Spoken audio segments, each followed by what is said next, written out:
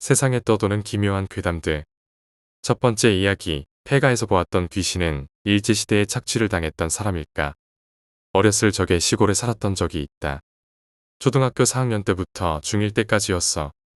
왜냐면 할머니가 아프셨는데 아버지가 장남이셔서 모셔야 했거든. 시골에서 불편한 점도 많았지만 내 인생에 있어서 가장 재미있던 시기가 아니었나 싶다. 강에서 빠가사리 잡아서 구워서 소금 찍어 먹어봤니? 어설픈 모닥불에 캔디바보다 작은 빠가사리라는 생선이 있어. 이놈이 왜 빠가사리냐면 잡히면 빠가빠가 하는 소리를 내거든. 일본인이 들으면 기분 나쁠 듯. 지느러미에 가시가 있어서 잘못 만지면 손 베이고 그런 생선이야. 암튼 그 초딩들이 낚시를 해봐야 얼마나 잘하겠어? 2마리 잡아서 구워서 소금 찍어서 5명이서 나눠 먹고 그랬지. 한 입이나 되나? 그리고 개구리 잡아서 뒷다리를 신발로 분리해서 구워 먹어봤어. 닭다리보다 쫄깃해. 근데 진짜 그 맛은 아직도 잊지 못한다. 늙은이 같지만 아직 대학생이야. 아무튼 그렇게 친구들이랑 모여서 시간 가는 줄 모르고 놀곤 그랬지. 동네에 뒷산이 있었는데 거기는 일제시대 때 구리를 캐던 곳이었다고 해. 그래서 그냥 올려다봐도 폐광산에 흉측한 구멍이 보이곤 했지. 별로 높은 산도 아니고 그냥 평범한 동네 뒷산이었는데 그곳에 우리는 박스색이랑 푸대자루 같은 걸로 막 사짓고 비밀기지라고 안에 들어가서 만화책을 보고 놀고 그랬지. 그런데 아무래도 재료가 재료인지라 비가 오면 무너지고 엉망이 되어버리면 가슴이 아팠었어. 그러던 어느 날 그곳을 발견했지. 시멘트와 슬레이트 지붕으로 만들어진 조그만 2평 정도 되는 창고였어. 창고라기엔 그냥 디귿자로 벽을 쌓아놓고 그 위에 지붕만 얹어놓은 정도였지. 안에는 비료 푸대니 지푸라기와 돌더미가 좀 쌓여 있었어. 그걸 발견한 친구 3명과 함께였는데 지금 생각하면 뭔가 섬뜩하지만 그때는 폐가고 뭐고 그런 개념조차 없었고 뭔가 우리들만의 비밀기지가 생겼다는 설레임. 그런 게 있어서 마냥 좋았어. 돗자리 깔고 그 좁은 곳에 옹기종기 모여 앉아있으면 뭐가 그리 재미있던지. 어느 여름날이었어. 호랑이비라고 해가 떴는데 그 사이에 구름으로 비가 오는 이상한 날씨였지. 친구 집에서 게임을 하다가 비가 그치고 몸도 쑤셔서 그 비밀기지가 생각이 난 거야. 우린 비 그친 찝찝한 그 날씨에 옷을 다 버려가면서 등산을 시작했지. 지금이라면 돈 주고 시켜도 그런지 산할 텐데 왜 그랬는지. 기지에 올라가다가 갑자기 소변이 마려워서 친구들은 먼저 가고 난 조금 뒤처지게 따라가다가 도착할 때쯤 친구 한 명이 큰 소리를 지르는 거야. 이건 또 무슨 장난이지 하는 생각을 했지. 따라가 보니 그 친구 한 명이 기지를 쳐다보며 멍하니 서 있기에 나도 그쪽을 쳐다봤지. 그랬더니 친구 한 놈이 기지 안쪽에서 까만 치마 같은 걸 두르고 엉덩이를 흔들고 있었어. 왜 짱구는 못 말려해 훌라훌라 춤. 그런 것처럼 엉덩이를 흔들흔들 거렸지. 까만 치마가 하와이 나뭇잎처럼 살랑살랑. 난 웃겨서 뭐하냐고 소리치면서 쫓아갔어. 근데 한 발짝 한 발짝 다가갈수록 자세히 보이기 시작하는데 다가갈수록 친구가 아닌 것처럼 느껴지더니 결국 그것이 뭔지 눈에 제대로 보인 순간 친구가 까만 치마를 걸치고 훌라춤을 추는 게 아니라 하얀 옷 입은 여자가 물구나무 서서 긴 머리를 양쪽으로 미친 듯이 흔들고 있는 거였어. 거꾸로 물구나무 서서 머리카락이 미친 듯이 양옆으로 흔들리면서 까만 치마가 아니었던 거야. 난 온몸에 소름이 돋고 닭살이 돋아 뒤로 자빠지고 구르면서 어떻게 뒤로 갔는지 멍하니 서 있는 친구한테 달려갔지. 친구는 울고 있었어. 나보다 좀 더 시력이 좋았을 뿐. 울면서 딱딱하게 굳어서 오줌까지 싼 친구를 껴안고 구르다시피 산을 내려왔어. 내려오는 도중 안 보인 친구 한 명 자빠져 기절해 있는 걸 보니 난 친구가 죽을 줄 알고 펑펑 울었지. 알고 보니 한 놈은 도망치다가 발목 삐끗하고 산에서 굴러서 도망을 못 치니까 공포감에 기절한 거였고 한 놈은 그거 보고 비명 지르고 딱딱히 굳은 거였지. 그 이후로 그쪽 사는 근처도 안 가게 되었어. 졸린 거 참고 이불 뒤집어 쓰고 보던 토요 미스테리 극장도 도저히 무서워서 못 봤고 며칠 동안은 화장실도 못 가서 요강을 이용하기까지 했지. 아직까지 그 친구들과도 그 얘기는 차마 말도 못 꺼내고 있어. 옛날 추억 얘기하면서 술자리 할 때도 그 얘기만은 암묵적으로 금기어가 되었지. 오랜 시간이 지났지만 아직도 나에게 남은 그 기억은 생각만 해도 소름이 돋을 정도이니 옛날에는 어린아이들이나 처녀가 요절하거나 해도 제대로 무덤에 매장할 형편이 안 되거나 하면 도깨비 무덤이라고 작은 돌무덤에 매장했다고 해. 지금 생각해보면 그 폐창고라고 생각했던 비밀기지가 그 도깨비 무덤이 아닐까 하는 생각이 들어. 무덤 훼손을 막으려고 시멘트랑 지붕으로나마 막아준 거라 생각이 들어. 그때 본 그 여자는 귀신이었겠지. 일제시대 때 착취당한 억울하게 죽었던 일일까? 그날 이후로 그 끔찍한 기억은 내 마음속에 깊이 남아 있었어. 그 여자 귀신을 생각만 해도 몸에 소름이 돋고 불안한 밤을 보내야 했지. 친구들과는 그 일에 대해 절대 언급하지 않았어. 그 기억은 마치 우리만의 무서운 비밀처럼 깊숙이 숨겨두었지. 그 이후로 난 그 산에 다시 가지 않았어. 그런데 어느 날 우연히 그 산 근처를 지나게 됐을 때 예전에 우리가 비밀기지로 삼았던 그 창고가 보였어. 그런데 뭔가 달랐지. 창고는 여전히 그 자리에 있었지만 무너져 내려 반쯤 폐허가 되어 있었어. 낡은 벽돌과 부서진 슬레이트 지붕이 쓸쓸하게 남아 있었지. 호기심에 가까이 다가가 봤어. 그 창고 안에는 여전히 비료 부대와 지푸라기, 돌더미가 남아 있었고 뭔가 이상한 느낌이 들었어. 그때 갑자기 바람이 불면서 창고 안에서 무언가가 흔들리는 소리가 들려왔어. 소름 끼치는 느낌의 뒤를 돌아보니 바람에 날리는 지푸라기 사이에서 한 여자의 무표정한 얼굴이 보였어. 그녀는 내게 손을 뻗으며 무언가를 말하려는 듯했지만 소리는 들리지 않았어. 그 순간 너무 무서워서 도망쳤어. 그 후로도 가끔씩 그 여자의 얼굴이 꿈속에서 나를 찾아왔어. 그녀가 왜 그곳에 있었는지, 왜 우리에게 모습을 보였는지는 여전히 알 수 없어. 하지만 그날 이후로 나는 그 산을 다시 찾지 않았고 그 비밀기지는 그냥 추억 속에 무서운 장소로 남겨두기로 했어. 어쩌면 그 여자 귀신은 우리가 무심코 침범한 그녀의 영역을 지키려 했던 것일까? 아니면 그녀는 뭔가를 전하려 했던 걸까? 그 질문의 답은 영원히 알 수 없을 것 같아. 그저 그날의 기억은 나에게 깊은 두려움과 함께 남겨진 채로. 두 번째 이야기, 기묘한 폭포. 오래전 이야기다. 친구가 권해서 같이 산속 계곡에 낚시를 하러 갔다. 나는 낚시는 서투른 편이지만 친구는 낚시의 베테랑이었다. 친구의 안내를 따라 계곡을 거슬러 올라갔다. 아름다운 강 풍경에 신이 나서 상류로 올라가자 이윽고 10m 정도 높이의 폭포에 다다랐다. 폭포 또한 무척 아름다워서 나도 친구도 낚시를 까맣게 잊고 한동안 그 폭포를 우러러보고 있었다. 멍하니 폭포를 보고 있는데 폭포 위에서 물과 함께 벌거벗은 사람이 떨어지기 시작했다. 그 사람은 떨어지는 도중 바위에 부딪혀 둔탁한 소리를 내며 아래로 떨어졌다. 바위에 부딪힐 때마다 손발이 이상한 방향으로 뒤틀리고 있었으니 아마 의식은 없었을 것이다.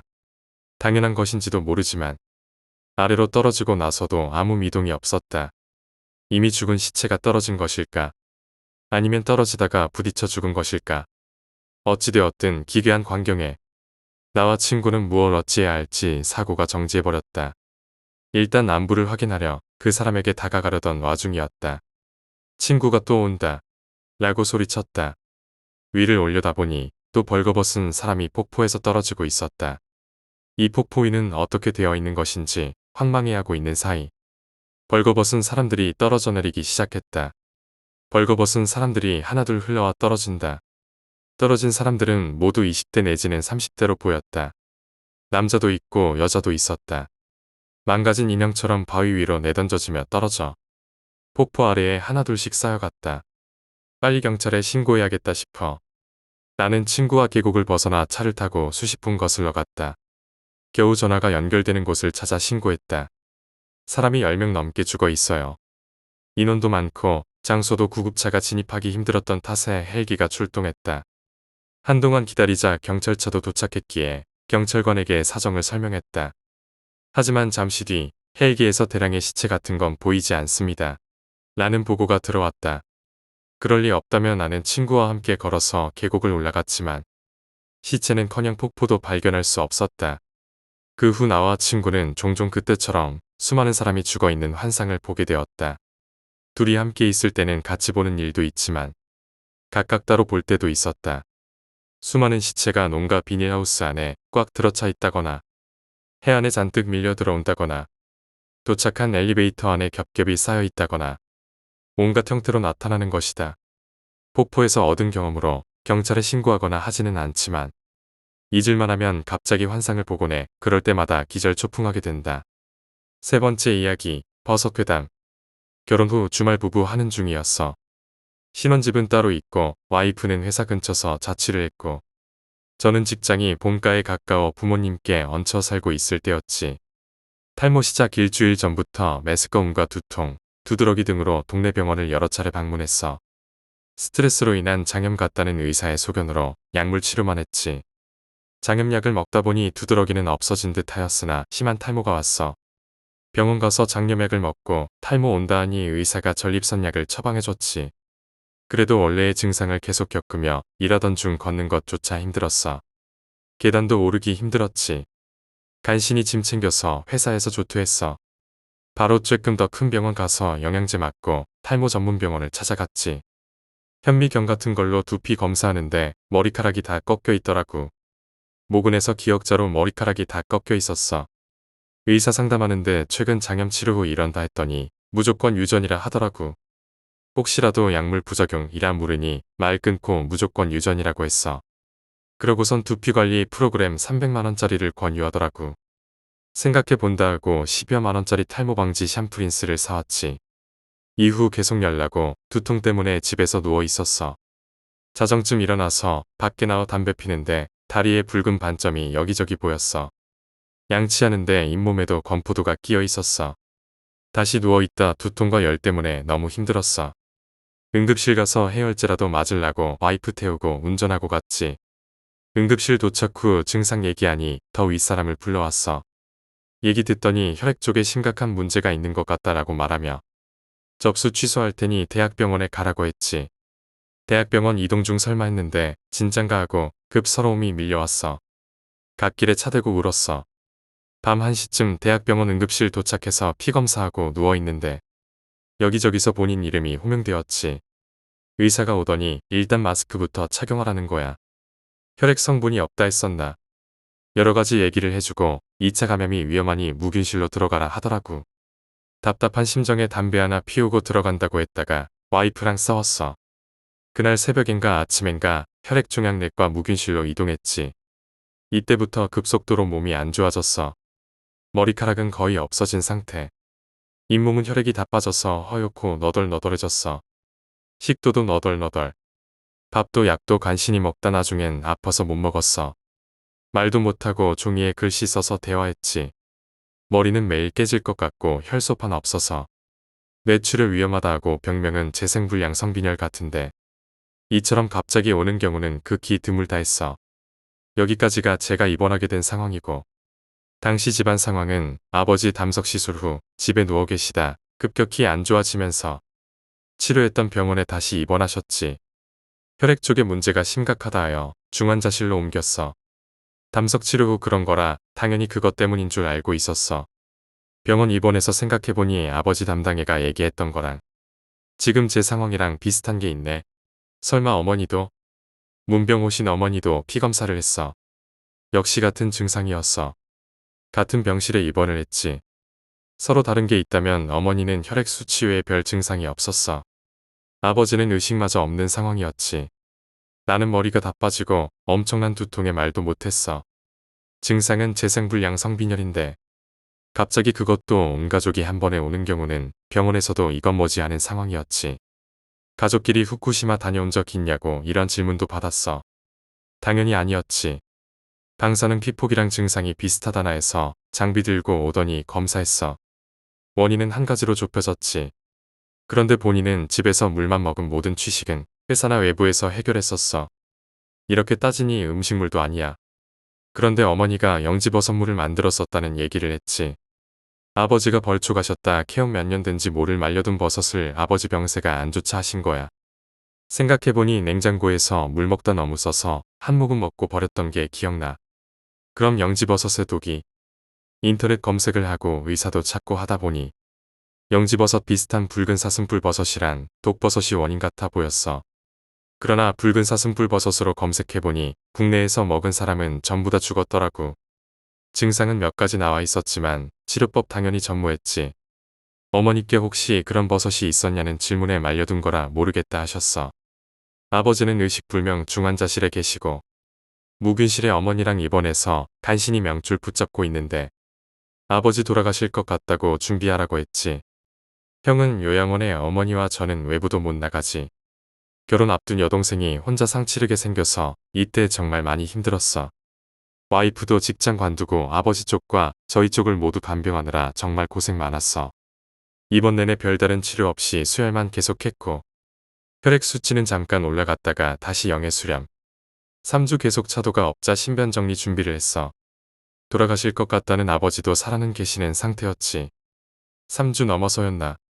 어머니의 혈액 수치가 조금씩 올라갔어. 일주일쯤 더 지나니 나도 조금씩 올라가기 시작했지. 호중구 수치가 자력으로 올라가니 몸 상태가 한방에 좋아졌어.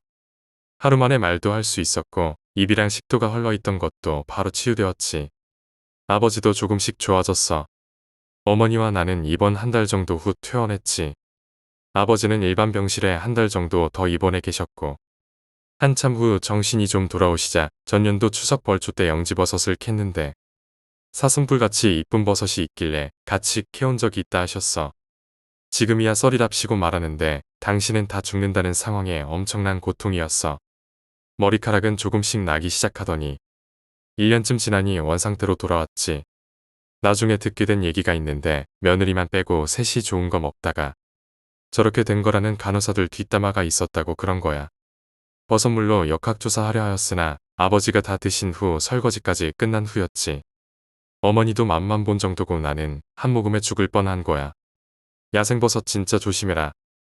네 번째 이야기, 위험한 택시.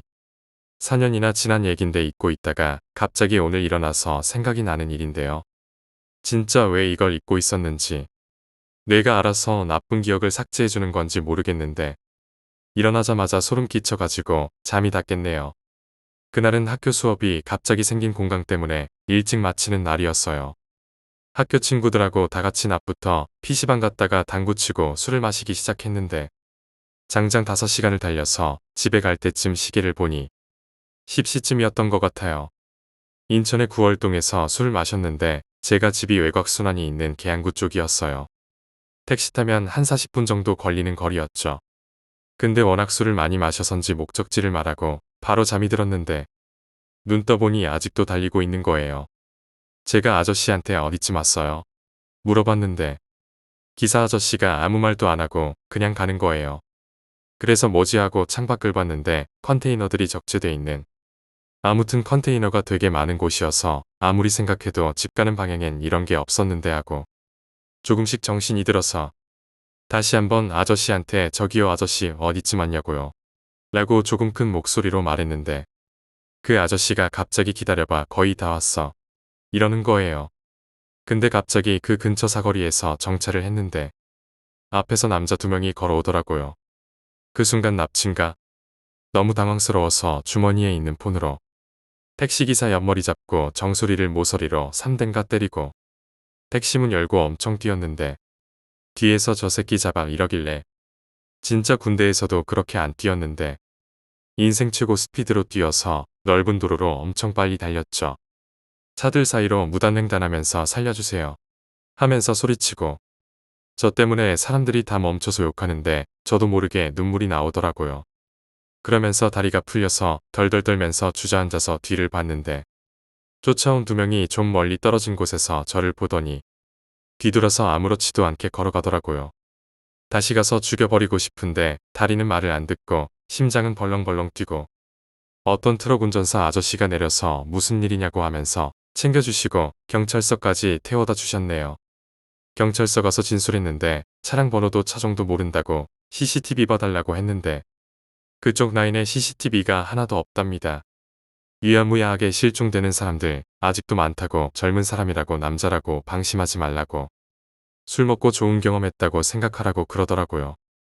순간 열이 받아서 아니 무슨 이게 좋은 경험이냐고 못 도망쳤으면 이게 좋은 경험일 수 있겠냐고 막 소리 지르니까 아니 그럼 증거가 없는데 어쩌겠어 이러면서 그쪽이 워낙 조용조용해서 일단 순찰차 보내볼게요. 진정하세요 이러는데 할 수 있는 건 없고 너무 무섭고 화가 나더라고요.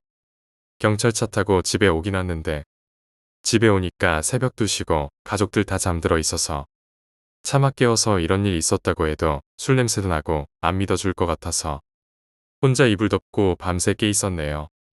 경찰서에서 뭔가 단서 나오면 연락을 준다고 했는데 한참 지나서 문자로 증거 부족으로 사건 종료되었습니다. 이렇게 문자 하나 오고 끝났네요. 참고로 신체 건강하고 키도 184에 몸무게도 87 정도 되는 보통 체형의 남잔데 이런 일을 겪을 수 있다는 게 참 무서웠었어요.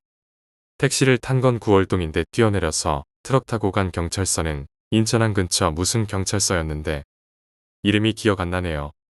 거기가 부두였다는 것도 소름 끼치고 진짜 장기매매 이런 생각도 들었고 학교 친구들한테 말도 하고 주변 사람들한테도 말했는데 너무 임팩트가 크고 강렬했던 건지 기억이 하나도 안 났다가 4년 만에 자고 일어나서 기억이 어제 일처럼 생생하게 나는지 악몽 꾼 것처럼 몸이 부들부들 떨리네요. 5번째 이야기, 할머니의 저주. 나는 할머니를 무척 좋아해서 어릴 때부터 늘 할머니에게 응석을 부리곤 했다. 아버지는 불의의 사고로 내가 어릴 때 일찍 세상을 떠나셨다. 할아버지마저 먼저 보내셨던 할머니는 유일한 혈육인 나를 무척 사랑해 주셨다. 하지만 어머니는 할머니와 사이가 그다지 좋지 않았던지 할머니 댁에 갈 때면 언제나 나 혼자 갈 뿐 어머니는 함께 오지 않았다. 나는 매주 일요일 오전마다 할머니와 함께 신사에 참배를 가곤 했다. 할머니는 몹시 신앙이 깊었기에 비가 오는 날이라도 참배는 반드시 가셨다. 아버지가 세상을 떠난 후부터 단 한 번도 빠짐없이 매주 일요일마다 신사를 찾았다고 한다. 할머니의 따뜻한 손을 잡는 것이 무척 기분 좋아서 나는 참배 가는 것을 좋아했었다. 신사에 도착하면 할머니는 언제나 손을 모으고 조용히 고개를 숙였다. 그리고 대단히 오랫동안 눈을 감고 기도를 올렸다. 나는 언제나 단순한 소원만을 빌고 할머니의 진지한 옆얼굴을 바라보곤 했다. 할머니의 기도가 끝나면 할머니, 뭘 빌었어? 라고 물었지만 할머니는 싱긋 웃을 뿐 한 번도 대답해주지 않았다. 그래서 나는 별 신경을 쓰지 않았다. 그저 언제나 돌아오는 길에 할머니가 사주시던 아이스크림을 기대하며 할머니와 이야기를 하며 돌아오곤 했다. 그러는 한편 나는 어릴 적부터 영능력이 강하다고 할까 계속해서 나쁜 영에 의해 괴롭힘을 당하곤 했다. 매일 가위에 눌리다 보니 도저히 잠을 잘 수가 없어 불면증에 시달리곤 했다. 자고 있는 와중에도 누군가 다리를 만지는 것이 느껴지거나 뱃속에서 바늘로 쿡쿡 찌르는 것 같은 느낌이 드는 등 점점 괴롭힘도 심해져 갔다. 어머니와 함께 영능력자라는 사람을 몇 번 만나보기도 했지만 무슨 일을 해도 소용이 없는 데다 돈도 엄청나게 들어서 나도 체념하고 그저 괴로워하고 있을 뿐이었다. 중학교 3학년이 될 무렵에는 그 정도가 점차 심해져 교통사고도 여러 번 당하고 매일 밤마다 가위에 눌리곤 했다. 거기에 귀신 때문인지 환각마저 보이기 시작해 학교에도 못 나갈 지경이었다. 그러자 할머니는 집에 혼자 있는 내가 걱정되셨는지 어머니가 회사에 가면 언제나 집에 와서 내 손을 꼭 잡아주셨다. 그나마 할머니와 함께 있는 시간만이 내게는 유일하게 안식을 취할 수 있는 순간이었다. 어머니는 일 때문에 집에 돌아오는 게 늦어서 그다지 이야기도 잘 나누지 못했다. 그 사이 나는 거식증에 걸려 매일 구토를 하다가 반대로 과식증에 걸리기도 하는 등 몸 상태와 정신이 모두 불안정한 상태였다. 자살 시도도 몇 번이나 했었다. 하지만 그때마다 실패해서 사는 게 너무나도 괴로운데 정작 죽지도 못하는 최악의 상태에 빠져 있을 뿐이었다. 그 탓에 언제나 할머니와 함께하던 참배도 하지 못했다. 그리고 내가 중학교를 졸업하자마자 나의 유일한 버팀목이었던 할머니가 세상을 떠났다. 나는 펑펑 울었다. 한동안 할머니 방에 틀어박혀서 할머니의 옷이나 이불을 꼭 끌어안고 눈물만 흘리고 있었다. 하지만 그 와중에도 어머니는 평소처럼 태연하게 회사에 출근을 했다. 솔직히 어머니 덕분에 먹고 살고는 있지만 그런 모습에 화가 치밀었다. 그리고 할머니가 돌아가신 지 2주 정도 지났을까. 점차 내 주변에서 나쁜 영에 의한 괴롭힘들이 사라지기 시작했다. 내게 딱 4명만 있던 친구 중 1명은 전화로 내가 가지고 있던 아픔들을 할머니가 모두 가지고 천국으로 가신 걸 거야 라고 말했다. 그 이야기를 듣고 나는 또 눈물을 참을 수 없었다. 1년 정도 지나자 나는 완전히 괴롭힘에서 해방되었다. 제대로 학교도 다닐 수 있게 되었고 아르바이트도 하면서 친구들과 즐거운 나날을 보내고 있었다. 그러던 와중에 할머니가 사시던 집을 팔게 되었다. 짐을 정리하기 위해 나는 오랜만에 할머니 댁을 찾았다. 이제 할머니에 대한 그리움도 조금씩 옅어지고 있고 매일 무덤을 찾아 할머니와 이야기를 나누던 무렵이었다. 서랍 안을 정리하고 있는데 보자기에 쌓인 할머니의 낡은 일기장이 몇 권 나왔다. 그것은 매주 일요일마다 쓴 것이었다. 일기를 읽고 나서 나는 정신을 잃을 것만 같았다. 처음으로 일기가 써진 날은 아버지가 돌아가신 날이었다. 그때까지 나는 아버지의 죽음이 사고로 인한 것이라고 알고 있었지만 실은 자살이었다고 일기에 적혀 있었다. 원인은 어머니의 바람이었다고 한다. 충격이었고 눈물이 나왔다. 하지만 다음 페이지를 보았을 때 순간적으로 온몸에 소름이 돋았다. 거기에는 나를 향한 할머니의 증오가 고스란히 담겨 있던 것이다. 그것도 처음부터 끝까지 전부 다였다. 나는 어머니가 바람 피운 상대의 딸이라는 문장부터 시작해 죽이고 싶다던가 죽어버렸으면 좋겠다는 등 내가 알고 있던 할머니와 같은 사람이라고는 도저히 믿을 수 없는 이야기들이 적혀 있었다. 언제나 신사에 갈 때면 내가 괴로워하며 죽기만을 신사에서 빌고 있었다는 것이다. 그렇게나 긴 세월 동안 매주마다 천천히 바로 옆에 있는 어린 내가 저주받아 죽기만을 바라고 있었던 것이다. 할머니의 염원이 통했던 것인지 나는 무척 괴로웠다. 그리고 할머니도 괴로워하며 세상을 떠났다. 일기는 그 자리에서 태워버렸다. 긴 세월이 흐른 지금도 차마 잊을 수 없는 일이다. 6번째 이야기, 기분 나쁜 곳. 올여름 소꿉친구네 집으로 놀러가는 길에 겪은 이야기다. 친구네 집은 자전거 타고 15분 거리다. 우리 동네는 논이 많고 가로등은 적어서 밤이 되면 엄청 어둡다. 가는 도중에는 신칸센 고가철도 밑을 지나게 되는데 거기가 언제나 기분 나빴다. 근처에서는 귀신이 나온다는 말이 흉흉하게 돌아다녔고 실제로 본 사람도 여럿 있다는 것 같다. 나는 어두운 게 무서울 뿐 귀신은 믿지 않았기에 이어폰을 꽂고 노래를 따라 부르며 페달을 밟고 있었다. 그리고 가능한 한 빨리 고가철도 밑을 지나갔다. 조금 안심할 무렵 앞을 보니 티셔츠에 청바지를 입은 사내 아이가 가로등 근처에 서 있었다. 논을 바라보는 것 같았다. 나는 내가 부른 노래를 들었을까 부끄러워하며 사내 아이 오른편으로 지나갔다. 하지만 이상했다. 지나가는 순간 내 왼편에는 논 배수로밖에 보이질 않았다. 사내 아이는 바로 거기 있었는데 나는 당황해 자전거를 세우고 뒤를 돌아봤다. 아무도 없다. 이상하다 싶어 다시 페달을 밟기 시작했다. 그러자 정확히 1m 정도 앞, 그러니까 바로 앞에 아까 그 사내 아이가 나를 보며 서 있었다. 부딪힌다는 생각에 나는 핸들을 확 꺾었고 그대로 넘어졌다. 넘어지는 와중에 사내 아이의 얼굴이 보였다. 그 얼굴을 지금도 잊을 수가 없다. 코가 없었다. 입술도 없었다. 정확히는 윗입술만. 위쪽 이만 드러나 있는 정말로 괴상한 모습이었다. 눈을 비비고 다시 보니 거기에는 아무도 없었다. 어떻게든 도망쳐야겠다는 생각으로 자전거에 올라타니 왼쪽 뒤편에서 놀자 하고 목소리가 들려왔다. 다리가 까져서 피가 나고 있었지만 죽을 각오로 페달을 밟았다. 노래나 부를 여유 따위 더는 없었다. 소꿉친구네 집으로 곧장 달려갔다. 도중에 묘하게 페달이 무거워지기도 했지만 알고 있는 경문을 떠듬떠듬 읊으며 반쯤 울면서 갔다.